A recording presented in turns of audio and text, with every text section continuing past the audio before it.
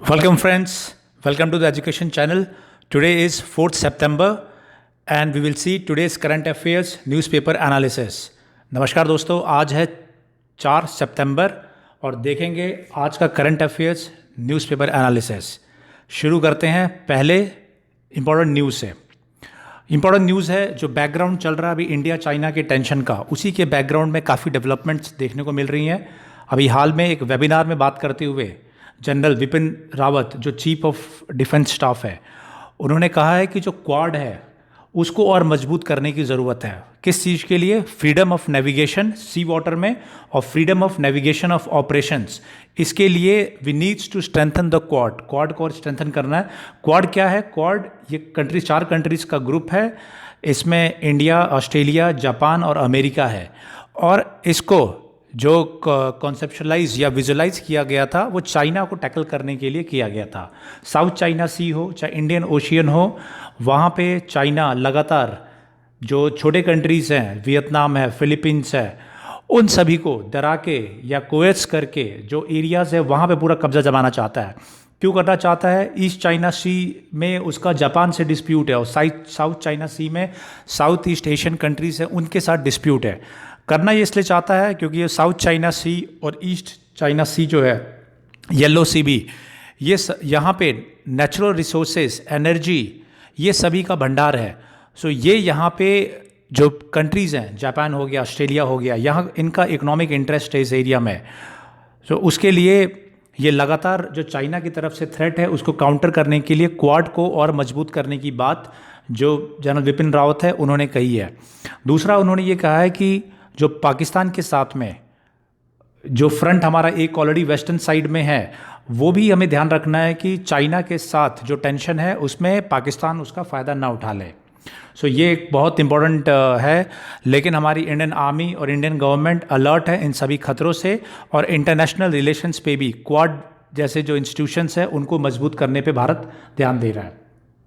ये एक another news है जो हमारे प्राइम मिनिस्टर है, उन्होंने कहा है कि भारत का जो पॉपुलेशन डिविडेंड है, डेमोग्राफिक डिविडेंड जिसे बोलते हैं, कि भारत के यंग पॉपुलेशन काफ़ी ज़्यादा है और डायनेमिक है, उसका फ़ायदा वर्ल्ड में आगे होने जा रहा है।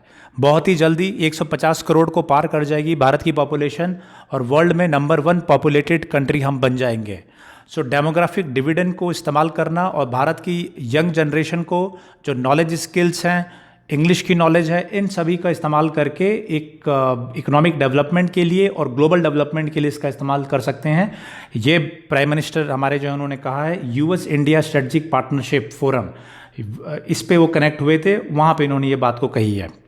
सो ये 2 इंपॉर्टेंट चीज़ थी। ये आप कहीं पे भी आंसर पूछा जाए इसमें आप यूज़ कर सकते हैं।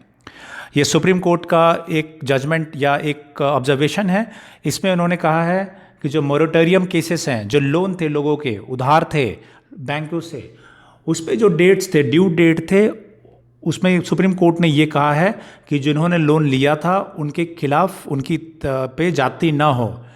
सो जो गवर्नमेंट है, गवर्नमेंट ने भी ये कहा है कि इसको और हम बढ़ा रहे हैं, 2 महीने से और इसको बढ़ा दिया है। और जो भी आपके लोन है आप पे नहीं कर पाएंगे तो उसको नॉन परफॉर्मिंग एसेट्स एनपीए में डिक्लेयर नहीं किया जाएगा। अगस्त 31 को ये मॉरेटोरियम ख़त्म हो रहा था, तो एनपीए में न डिक्लेयर करने के लिए 2 महीने के और टाइम दिया हुआ है। सो लेट्स सी, कोरोना का टाइम है, कोरोना टाइम पे काफ़ी ऐसे देखने को मिलेंगे। नाउ ये न्यूज़ है रिलेटेड टू असम राइफल्स। मैंने क्वेश्चन ही पूछा था कि what is Assam rifles. So Assam rifle ये एक बटालियन है जो असम राइफल्स की वो मिज़ोरम में तैनात है। उसको शिफ्ट करने के लिए बोला है। आइजोल जो उसकी कैपिटल है वहाँ से 15 किलोमीटर अवे शिफ्ट करने के लिए वहाँ के सीएम ने कहा है। असम राइफल में बता दूँ इंडिया की ओल्डेस्ट पैरामिलिट्री फोर्स है जिसका कि इस्टेब्लिशमेंट 1835 में हुआ था। ऐसे कछार लेवी ये हुआ था। तो ये क्वेश्चन कहीं पे भी आ सकता है। पैरामिलिट्री फोर्स 1835 में गठन हुआ था। 1857 में आपको याद होगा जो फर्स्ट इंडिपेंडेंस जो स्ट्रगल है वो हुआ था। तो आप ध्यान इसको रख सकते हैं। 1835 में आप बताएंगे किसका राज था। ईस्ट इंडिया कंपनी का जो ब्रिटिश पार्लियामेंट है उसका राज था, किसका भारत पे कंट्रोल था, ये आप बताएंगे 1835 में। नेक्स्ट क्या है? नेक्स्ट ये है, ये एक लॉन्ग पेंडिंग डिमांड थी मणिपुर में, दैट जो वो मणिपुर में 2004 में फुलफिल हुई थी, जब असम राइफल इम्फाल की जो कांगला फोर्ट थी वहाँ से मूव कर गई थी। सो ये ऑलरेडी मणिपुर में ये ऑलरेडी इम्प्लीमेंट किया जा सकता है। आपको मालूम होगा नॉर्थ ईस्ट में एक लंबा उसका हिस्ट्री रहा है इंसर्जेंसी का, बहुत ज़्यादा डिस्टर्ब रहा है ये एरिया अलग अलग डिमांड्स का। अभी मैं बताते रहता हूँ, जो नागालैंड की सिचुएशन है मैंने आपको कई बार बता दिया, NSCN से रिलेटेड है। उसी तरीके से जो असम की NRC से रिलेटेड या जो माइग्रेंट्स थे उनसे रिलेटेड काफ़ी प्रॉब्लम्स थी। तो अभी काफ़ी सारे सेटलमेंट्स हुए हैं ये जो सेपरेटिस्ट ग्रुप्स थे। सो नॉर्थ ईस्ट में कंपैरेटिवली हमें शांति देखने को मिल रही है, लेकिन एक टाइम पे 80s में 90s में ऐसा नहीं था। उसके कारण मैं बीच बीच में आपको बताते रहता हूँ। नाउ ये क्या है, ये एक न्यूज़ है असम में आग लगने की, जो कुआं है तेल का वहाँ पे, ये मैं पहले भी कवर किया था। इंपॉर्टेंट क्या है याद रखिए। वेल नंबर 5 बागजान, ये कहाँ पे है ये कुआं, ये दिब्रू साइखोवा नेशनल पार्क के पास में है ये। तो ये आपने ध्यान रखना है। और इसमें जो नेशनल ग्रीन ट्रिब्यूनल है उन्होंने कंपनसेशन कहा है, जो अगल बगल के घर है कुआं, तेल के कुओं में आग लगने के बाद में जो अगल बगल के घर, अगल बगल के हैबिटेशन है वहाँ पे जो इफेक्ट हुआ था, तो वहाँ के लोगों को कंपनसेशन देने के लिए बात कही थी। किसने कही थी? नेशनल ग्रीन ट्रिब्यूनल ने। सो उसमें से पेमेंट कंपनसेशन दिया जा रहा है, तो ये आपको ध्यान रहे बिल्कुल। Now next news, what is next news? So environment से रिलेटेड ऊपर वाला था, पास्ट में भी हमने उसको कवर किया हुआ है, जो कुएं में आग लगने की बात है। Next is editorial, let's see क्या एडिटोरियल है। अभी कुछ दिन पहले सुप्रीम कोर्ट का डिसीजन आया है, जो टेलीकॉम कंपनीज़ है वो एडजस्टेड ग्रॉस रेवेन्यू वो 10 साल के अंदर गवर्नमेंट को पे करना है। सो ये पुराना विवाद था, जो उसके रेवेन्यू शेयर गवर्नमेंट के साथ होने थे, उसमें डिस्प्यूट चल रहा था। और ये काफ़ी पुराना डिस्प्यूट है, इस गवर्नमेंट से पहले की डिस्प्यूट है। सो उसमें सुप्रीम कोर्ट ने फाइनली ये कहा है कि आप 10 साल के पीरियड आपको दिया जा रहा है, और आप जो आपके रेवेन्यूज़ आपके शेयर करने गवर्नमेंट के साथ में, you will have 10 years time. Central government ने ये बोला था कि जो मोबाइल सेक्टर की जो कंडीशन है उसको देखते हुए वोडाफोन आइडियाज़ ऐसी कंपनीज़ को 20 साल का समय दिया जाए रीपेमेंट करने के लिए। और इनका ये जो कहना है बैंक्स का, जो बैंक एसोसिएशन है उनका ये कहना था कि एक प्रॉपर रास्ता निकाला जाए, जिससे कि जो प्रॉपर जो पैसा है वो भी समय से आ जाए और डिफ़ॉल्ट भी ना हो। नाउ जो राइटर हैं वो ये कह रहे हैं कि कोर्ट ने इसमें ये तो देखा है कि पैसा पेमेंट करना है गवर्नमेंट को, बट उन्हें ये भी देखना चाहिए जो इंडस्ट्री है, टेलीकॉम इंडस्ट्री है, उसकी अभी प्रेजेंट कंडीशन क्या है, उसमें कितना रेवेन्यू है जो मोबाइल कंपनीज़ हैं, और जो नया प्राइसिंग वॉर है उससे कंपनीज़ को काफ़ी इफेक्ट पड़ा। मैं बता दूं काफ़ी ज़्यादा मार्केट जियो ने कैप्चर कर लिया है, उसके बाद एयरटेल है, आइडिया और वोडाफोन दोनों मर्ज कर गए हैं, और टेलीकॉम सेक्टर में ऑलमोस्ट जियो का काफ़ी बड़ा कब्जा कर लिया है। और उसका मॉडल ये था कि काफ़ी सस्ते प्राइस दिए, ऑलमोस्ट फ्री ऑफ कॉस्ट दिया, और उसके बाद में नंबर ऑफ सब्सक्राइबर्स काफ़ी उन्होंने इंक्रीज़ कर लिया है। तो टेलीकॉम सेक्टर में एक स्टडी के मानी जाए तो एक स्टडी के थ्रू जितना कॉस्ट बेनिफिट रेशियो है, जितना इन्वेस्टमेंट हो रहा है, उतना मोबाइल कंपनीज़ को नहीं मिल रहा है। जो डेटा के रेट हैं वो भी काफ़ी कम है, काफ़ी ज़्यादा जीबी डेटा काफ़ी कम में मिल जाता है। सो यही राइटर का ये कहना है कि मोबाइल कंपनीज़ को जब फ़ायदा नहीं होगा, प्रॉफिट नहीं होगा, तो हाउ विल दे पे द मनी। और ये भी कह रहे हैं राइटर कि हमें ये भी ध्यान रखना है कि आगे 5G नेटवर्क के लिए भी ह्यूज इन्वेस्टमेंट होना है। सो उसके लिए भी ये ध्यान रखना है कि ये AGR इशू हो वो प्रॉपरली हैंडल हो। सो ये इससे रिलेटेड है। नाउ ये क्या एडिटोरियल है? ये एडिटोरियल है, कल मैंने बताया था क्वेश्चन आवर के बारे में। तो क्वेश्चन आवर के बारे में मैंने कल भी आपको बताया था कि what is question hour, what is starred, what is unstarred. तो क्वेश्चन आवर मैंने कहा था कि एक इंपॉर्टेंट पार्ट है पार्लियामेंट का, आप इसको कवर भी करेंगे। जो स्टूडेंट्स है वो M लक्ष्मीकांत या सुभाष कश्यप से कवर करेंगे। फिर से मैं बता देता हूँ, डेमोक्रेसी है, डेमोक्रेसी में पार्लियामेंट है या असेंबली है, वहाँ पे क्वेश्चन आवर होता है। क्वेश्चन आवर का मतलब ये होता है जहाँ पे कि उसके मेंबर, तो पार्लियामेंट में कौन है, पार्लियामेंट में लोकसभा राज्यसभा के सदस्य हैं, तो ये क्वेश्चन पूछ सकते हैं जो मिनिस्टर गवर्नमेंट है उनके मिनिस्टर से या गवर्नमेंट से। सो गवर्नमेंट को आंसर देना पड़ता है। क्या क्वेश्चन है किसी भी टॉपिक पे, पब्लिक इंपॉर्टेंस पे, देश की सुरक्षा पे, अगर किसी के पर्टिकुलर एरिया में रोड नहीं बन रही है, सड़कें नहीं बन रही है, स्कूल्स नहीं बन रहे हैं, तो इन सब पे भी क्वेश्चंस पूछा जा सकता है। सो क्वेश्चन आवर एक इंपॉर्टेंट पार्ट है पार्लियामेंट की फंक्शनिंग का। इस बार क्या हो रहा है, इस बार सितंबर 14 से सत्र शुरू हो रहा है पार्लियामेंट का। इस सत्र में क्वेश्चन आवर नहीं कंडक्ट किया जाएगा। क्यों? क्योंकि कोरोना की वजह से, कोरोना को देखते हुए क्लोज कांटेक्ट ना हो, दूरी बनाए रखने के लिए। सो उसी को लेके नया विवाद हुआ है कि क्वेश्चन आवर को क्या हटाना चाहिए। सो इसी के ऊपर जो हामिद अंसारी हैं, जो हमारे वाइस प्रेसिडेंट रह चुके हैं इंडिया के, उन्होंने आर्टिकल लिखा है। सो वो बात करते हैं डेमोक्रेसी की, और डेमोक्रेसी में बात करते हैं किस तरीके से अलग अलग टूल्स हैं। क्वेश्चन आवर है, एडजर्नमेंट मोशन है, कॉलिंग अटेंशन है, हाफ एन आवर डिस्कशन है, motion of no confidence and question of privilege. ये सब टूल्स हैं पार्लियामेंट के अंदर जिससे गवर्नमेंट पे चेक एंड बैलेंस रखा जाता है। फिर उसके बाद ये कहते हैं कि जो प्रोसीडिंग है, जो क्वेश्चन आवर के थ्रू पार्लियामेंट और गवर्नमेंट पे किसी भी फील्ड में, डोमेस्टिक हो फॉरेन हो, उस पर कंट्रोल रखा जाता है। And then what is saying, ये भी कहते हैं कि जो पार्लियामेंट रूल है वो बहुत ही अच्छे से इन सभी पे उन्होंने अपनी जो लेआउट है कि किस किस कंडीशंस में कैसे कैसे फंक्शनिंग होगी। Then again what is saying, ये कहते हैं कि डू एंड डू नॉट्स की भी लेजिस्लेटिव बॉडीज़ और पार्लियामेंट्स बॉडीज़ में उनके रूल बिल्कुल ही फिक्स है। फिर वो बताते हैं कि स्टार्ट क्वेश्चन अनस्टार्ट क्वेश्चन क्या है। मैंने कल ही बताया था कि पार्लियामेंट के अंदर कुछ खड़े होकर कुछ क्वेश्चन पूछे जा सकते हैं, उन्हें स्टार्ट क्वेश्चन बोलते हैं। और कुछ क्वेश्चंस होते हैं जिनको कि रिटन में, जिनका लिखित में जिनमें आंसर मांगा जाता है, वो अनस्टार्ट क्वेश्चन होते हैं। डिफरेंस क्या है, स्टार्ट क्वेश्चंस में जब पूछे जाते हैं पार्लियामेंट में मौखिक रूप से, तो उसमें आप क्रॉस काउंटर क्वेश्चन पूछ सकते हैं, फॉलो अप क्वेश्चन पूछ सकते हैं। अनस्टार्ट में चूँकि रिटन में होता है तो वो नहीं आप पूछते हैं। सो ये कह रहे हैं कि अभी एक जो पार्लियामेंट है उन्होंने क्लैरिफाई किया है कि जो सिर्फ स्टार्ट क्वेश्चन है, जो मौखिक पूछे जाने वाला है, वही नहीं पूछा जाएगा अभी नए सत्र में। लेकिन जो लिखित क्वेश्चंस हैं, जिनका लिखित आंसर देना है, वो एज इट इज़ कंटिन्यू रहेगा, इस सत्र में वो कंटिन्यू रहेगा। सो इनका ये कहना है वाइस प्रेसिडेंट कि जो मौखिक क्वेश्चंस थे वही काफ़ी ज़्यादा, वही ब्यूटी थी पार्लियामेंट की, क्योंकि जिस तरीके से आप क्वेश्चंस पूछते थे, जितने मजबूती से और जिस तरीके से जवाब मिलता था, तो वो लाइव टेलीकास्ट में पूरे जो इंडियन सिटीजन से देखा करते थे और उसका एक अलग इफेक्ट हुआ करता था। So again what he is saying कि जो अभी क्वेश्चन आंसर सेशन है, पूछने वाला मौखिक रूप से, उसको भी किसी रूप में उसको किया जा सकता है। और ये देखने की ज़रूरत है कि कैसे हम क्वेश्चन आवर को कम्प्लीटली इन्फोर्स करें जिससे कि अकाउंटेबिलिटी गवर्नमेंट की फिक्स हो। सो ये बेसिकली ये टॉपिक है।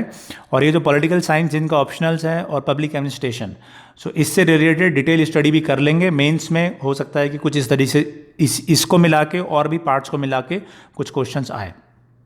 नाउ नेक्स्ट क्या है, नेक्स्ट एडिटोरियल है, ये है हेल्थ केयर सेक्टर के बारे में। नाउ हेल्थ केयर सेक्टर के बारे में मैंने मेंस का क्वेश्चन पूछा था डिटेल में, आपको अगर ध्यान होगा तो उसी टॉपिक पे ऑलमोस्ट ये क्वेश्चन आया है। तो मैं बार बार बताते रहता हूँ कि जो मैं यहाँ पे क्वेश्चन पूछता हूँ उसका आप आंसर राइटिंग आप किया करिए। अगर आप पेपर पे लिखना चाहते हैं तो पेपर पे लिखिए, और मेरे कमेंट्स में आप भेजना चाहते हैं तो कमेंट्स में या तो आप डिटेल आंसर लिख दीजिए, या फिर अगर आप पेपर पे लिख रहे हैं तो गूगल लेंस का इस्तेमाल करके, गूगल लेंस उसको रीड करके टेक्स्ट में कन्वर्ट करता है, then you can copy paste in the comments. या फिर आप समरी लिख सकते हैं आंसर्स में, कमेंट्स में आप बेसिक समरी जो है वो लिख सकते हैं, किन किन टॉपिक पे आप बात कर रहे हैं। मोटा मोटी जो भी आप मेंस का आंसर लिखिए, एक इंट्रोडक्शन हो, फिर उसका मेन बॉडी हो, और फिर लास्ट में जो आप उसको अगर आर्गूमेंट देना चाहते हैं, उसको आप क्रिटिसाइज़ करना चाहते हैं, आप क्रिटिसाइज़ करिए, बट विद अ सॉल्यूशन। फिर उसका सॉल्यूशन या वे फॉरवर्ड जरूर लिखिए कि भविष्य में क्या हम कर सकते हैं। सो सिमिलरली इस लाइन पे है, ये कहते हैं कि नेशनल जो डिजिटल हेल्थ मिशन है वो लागू किया गया है। इस हेल्थ मिशन के थ्रू जो भी पेशेंट का डेटा है, डॉक्टर्स का डेटा है, उसको डिजिटाइज किया जा रहा है। ना ये कब हुई थी अनाउंसमेंट? ये 15 अगस्त के आसपास जो प्राइम मिनिस्टर जी ने जो अनाउंसमेंट किया था ये नेशनल डिजिटल हेल्थ मिशन है। ये क्या कहते हैं राइटर क्या कह रहे हैं मैं आपको बताता हूँ। ये कह रहे हैं कि ऑलरेडी जो नेशनल रूरल हेल्थ मिशन है और अर्बन हेल्थ मिशन है, ऑलरेडी वो आईटी एनेबल्ड है, वो ऑलरेडी कंप्यूटर में उसके थ्रू डेटा डिजिटाइड या शेयर हो रहा है। फिर ये कहते हैं किसी भी आप डॉक्टर के पास जाते हैं तो वो अगर ठीक ठाक हॉस्पिटल में जा रहे हैं तो ऑलरेडी कंप्यूटर में आपका डेटा फीड किया जाता है, आपके डायग्नोसिस, आपके बिल्स सभी ऑलरेडी आपका कंप्यूटर में होता है। सो अब ये क्या कह रहे हैं? ये कह रहे हैं कि जो पुराने सिस्टम्स हैं, चाहे आपका राष्ट्रीय स्वास्थ्य बीमा योजना हो, चाहे आयुष्मान भारत प्रधानमंत्री जन आरोग्य योजना हो, ऑलरेडी उसमें काफ़ी स्टेप उठाए जा चुके हैं डिजिटाइजेशन के थ्रू, या फिर यूनिक आइडेंटिटी या यूनिक कार्ड बनाने के लिए। सो उसको दोबारा रिपीट करने की ज़रूरत नहीं है, आप उसको भी इसी में इस्तेमाल करिए। फिर ये क्या कहते हैं? फिर ये कह रहे हैं कि एक नेशनल हेल्थ स्टैक और रजिस्ट्री ऑफ इस पूरे में किया क्या जा रहा है, इसमें किया जा रहा है कि रजिस्ट्री बनाई जा रही है 8 लाख डॉक्टर्स का, 10 लाख फार्मासिस्ट होंगे और 60,000 हॉस्पिटल्स, उनकी पूरी बायोडाटा, उनका पूरा लिस्ट बनाया जाएगा। और भविष्य में फार्मेसीज मतलब जो दवाई की दुकान है उनका भी लिस्ट बन जाएगा, इंश्योरेंस कंपनीज हैं उनकी भी लिस्ट बन जाएंगी, और ये पूरी लिस्ट कॉन्फिडेंशियल और सेफ होगी। तो ये बता रहे हैं कि किस तरीके से इस पे काम हो रहा है। फिर क्या कह रहे हैं फिर ये कह रहे हैं कि एक तरीके से अच्छा भी है, क्योंकि जब आप अपने गांव में किसी डॉक्टर को या आप अपने शहर में किसी डॉक्टर को दिखाते हैं, एक्सरे कराते हैं, एमआरआई कराते हैं, उसकी डिटेल आप लेते हैं, लेकिन आपको फिर अब बड़े शहर में दिल्ली या बॉम्बे आपको जाना पड़ रहा है, आप जा रहे हैं या दिखा रहे हैं, तो वहाँ पे आपको डिटेल हार्ड कॉपी में, मतलब आपको हाथ में लेके जाना पड़ता है, अलग से सब कुछ एक्सरे वगैरह उसकी रिपोर्ट डॉक्टर की ले जानी पड़ती है। लेकिन ये एग्जाम्पल ये दे रहे हैं कि अपने शहर में, अपने गांव में डॉक्टर को दिखाया, और फिर जब आप दिल्ली या बॉम्बे जा रहे हैं, बड़े एम्स में जा रहे हैं फॉर एग्जांपल, तो एम्स में वो इस डेटा को खोलेंगे, ये जो सॉफ्टवेयर है उससे डेटा जो होगा वो फैच होगा, और उससे उनको एक बार में ही मालूम चल जाएगा कि कौन कौन सी आपने दवाइयाँ ली हैं, कौन कौन सा आपको बीमारी थी, पूरी डिटेल मिल जाएगी, और डॉक्टर जो है उसके आधार पे सही आपको इलाज कर पाएंगे। तो ये इनका कहना है। फिर इसमें ये कहते हैं कि एक बहुत बड़ा डर ये होगा कि जो इनका डेटा है, इन्फॉर्मेशन है पेशेंट का, वो गलत हाथों में ना चले जाए। तो उसके लिए कहते हैं कि ये सेफ गार्ड लिया हुआ है, ये लोकली स्टोर्ड है, और ओनली जब आप परमिशन देंगे तभी ये डेटा दूसरे जगह पे शेयर होगा, तो उससे घबराने की ज़रूरत नहीं है। फिर ये कह रहे हैं कि प्रॉब्लम्स क्या क्या होंगी इसमें। तो प्रॉब्लम ये कहते हैं कि एक्सटेंसिव कॉस्ट।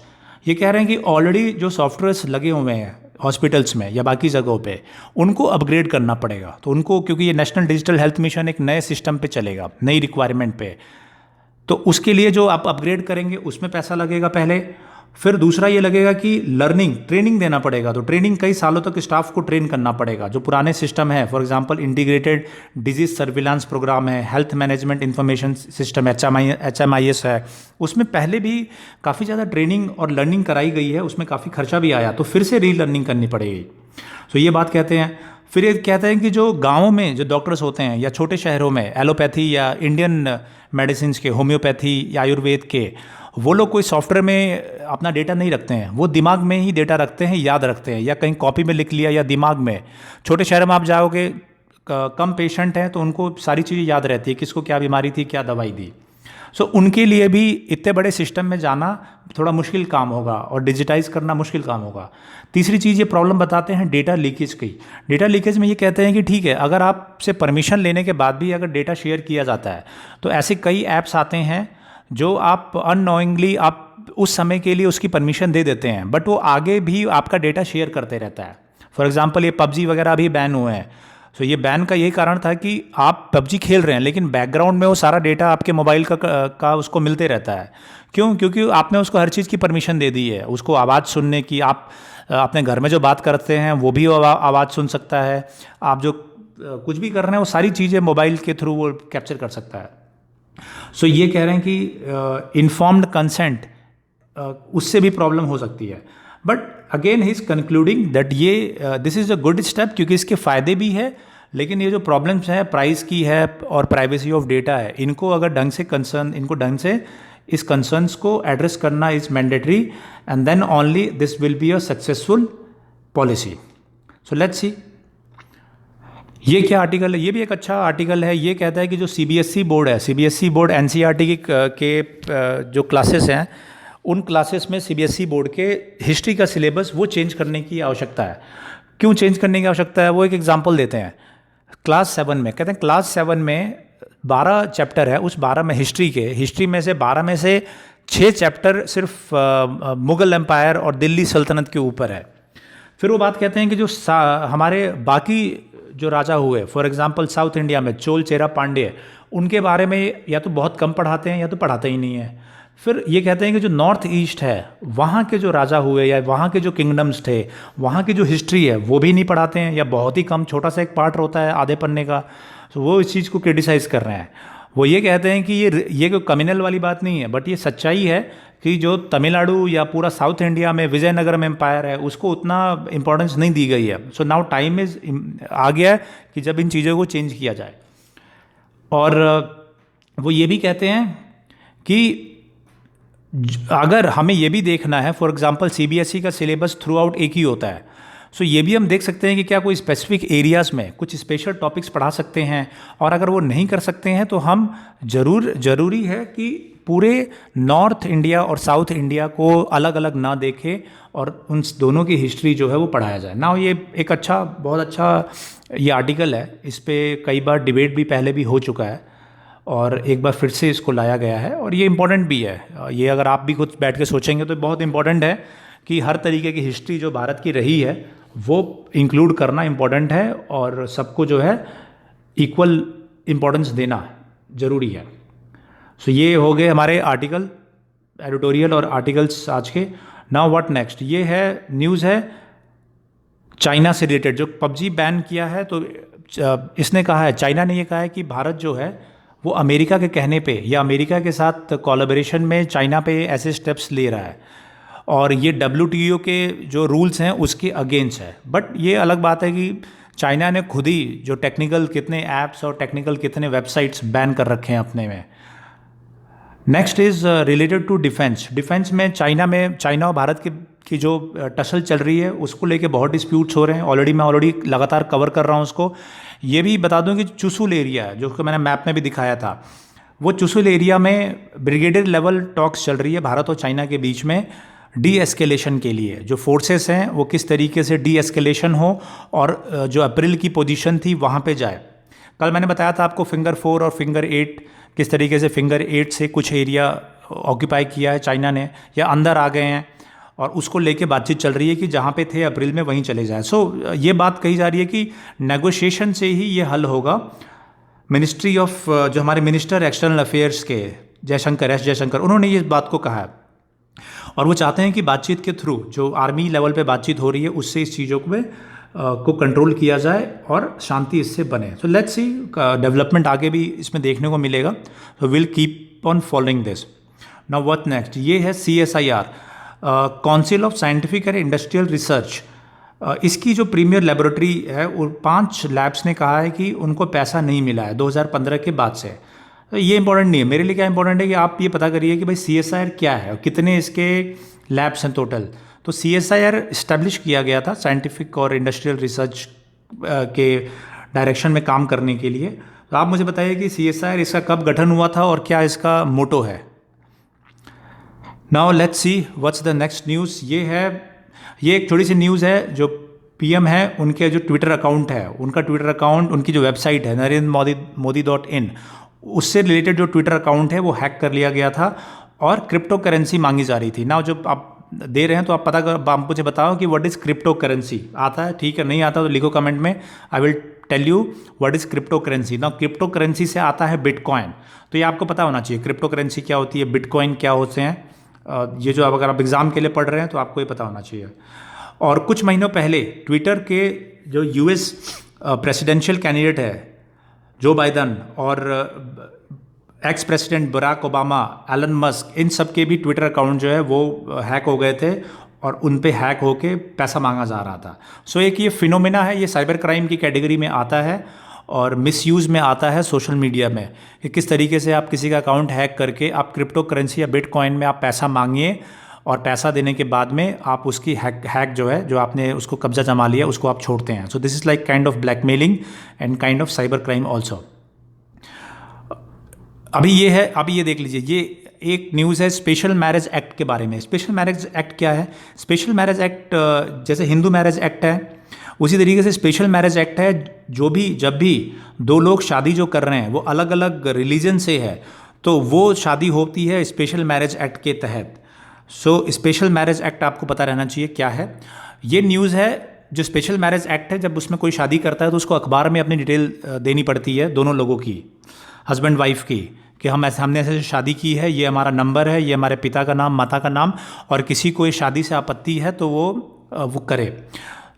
तो ये न्यूज़ उससे रिलेटेड थी, बट हमारे काम की चीज़ है कि स्पेशल मैरिज एक्ट क्या है। तो जब भी वैसे लोग अपना रजिस्ट्रेशन करते हैं तो स्पेशल मैरिज एक्ट के थ्रू करते हैं। जो हिंदूज़ हैं, जब उनकी शादी रजिस्टर होती है तो हिंदू मैरिज एक्ट के थ्रू होती है। ये है एक्सपर्ट एनवायरमेंट इम्पैक्ट असेसमेंट जो नोटिफिकेशन है एनवायरनमेंट इम्पैक्ट असेसमेंट नोटिफिकेशन 2020 वो जारी हुआ है और गवर्नमेंट ने अभी उस पर सुझाव मांग रही है। और उसमें यूनाइटेड नेशंस के जो स्पेशल रिपोर्टर्स है उन्होंने कमेंट्स किया है और वो उन 2-3 चीज़ों पे अपने ऑब्जेक्शन दिया है। उनका ये कहना है कि इसमें जो लार्ज इंडस्ट्रीज और प्रोजेक्ट्स हैं पब्लिक कंसल्टेशन से उनको बाहर कर दिया गया है, मतलब उनके जो डिसीजंस हैं वो पब्लिक कंसल्टेशन के थ्रू नहीं जाएंगे। और कुछ ऐसे ऑब्जेक्शंस रेज किए हैं और क्लैरिफिकेशन मांगा है। गवर्नमेंट ने ये कहा है कि जो ये नोटिफिकेशन है वो अभी ड्राफ्ट है, अभी वो एक्ट के रूप में, बिल के रूप में नहीं आया है। इसमें जो भी प्रपोजल है उसको कंसिडर किया जाएगा। एनवायरनमेंट इम्पैक्ट असेसमेंट 2020 काफ़ी इंपॉर्टेंट है और डिटेल में मैंने ऑलरेडी पहले इसको कवर किया हुआ है। नहीं आपने देखा पुराने वीडियोस देखिए या फिर आप लिखिए कमेंट में, I will answer you. Sri Lanka से रिलेटेड न्यूज़ है, इसको मैंने कई बार कवर किया है। श्रीलंका में जो नया चुनाव हुआ था, नया चुनाव के बाद में जो कॉन्स्टिट्यूशन है उसको अमेंडमेंट करने के लिए एक कमेटी गठित कर दी गई है और नया कॉन्स्टिट्यूशन वहाँ पे गठित हो रहा है। लेट्स सी क्या न्यूज़ रहती है उसमें। अफगानिस्तान से रिलेटेड न्यूज़ है। अफगानिस्तान में 400 तालिबानी जो प्रिजनर है उनको छोड़ा गया है ताकि जो बातचीत होनी है, कहाँ बातचीत होनी है, दोहा में बातचीत हो रही है। किसके बीच में? तालिबान और अफगान गवर्नमेंट के बीच में।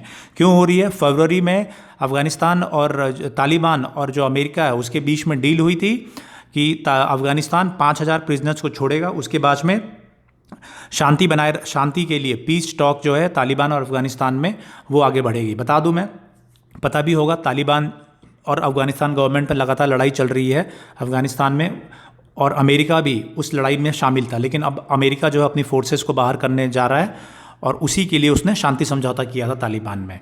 बातचीत अब होपफुली दोहा में शुरू हो जाएगी। ये न्यूज़ क्या है? ये चाइना से रिलेटेड न्यूज़ है। 75 ईयर्स हो गए हैं सेकेंड वर्ल्ड वार में जीत के। सेकेंड वर्ल्ड वार में जीत के सितंबर 3 को चाइना जो है वो बनाता है अपनी जीत। चाइना किस तरीके से इन्वॉल्व था? चाइना पे जापान ने वॉर छेड़ा था, जापान ने अटैक किया था 1937 में चाइना पे, और इस तरीके से चाइना सेकेंड वर्ल्ड वार में इन्वॉल्व था। उसके बाद क्या हुआ? उसके बाद एक न्यूज़ इसमें यह है कि नेशनल पार्टी लीडर थे उस समय चियांग काइशेक, वो आर्मी, उनकी आर्मी जो है वो जापान से लड़ रही थी और दूसरी तरफ कम्युनिस्ट पार्टी के जो मेंबर्स हैं माओ जेडांग के लीडरशिप में लड़ रहे थे। उसके बाद जापान ने सरेंडर किया सितंबर 2, 1945। चाइना इसको बनाता है सितंबर 3 को।